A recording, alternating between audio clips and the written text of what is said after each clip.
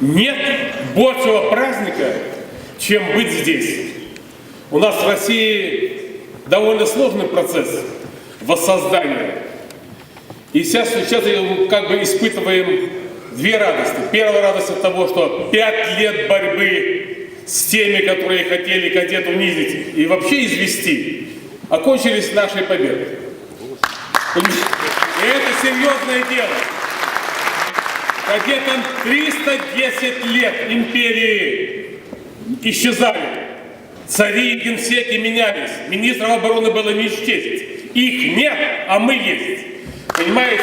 И значит, нами будет жить и дальше развиваться каждое наше Отечество. Вы знаете, когда в 1943 году было принято решение о создании корпусов, для меня, стоя вот то, что я нахожусь в этом здании, сейчас имеет особое значение. Потому что одним из первых основателей всех суворовских училищ, включая Нахимовские и включая Минское училище, был мой отец, поручик царской армии, полковник советской армии, Владимиров Иван Владимирович, которого Иосиф Виссарионович Сталин назвал в 1943 году с Пулковских высот для организации суворовских училищ. И он их все организовывал. И это постановление 21 августа о создании по типу кадетских корпусов тоже сам написал.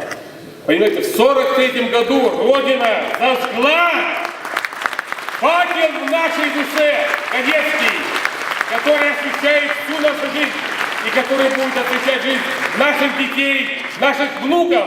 И именно этим наше Отечество будет всегда славно.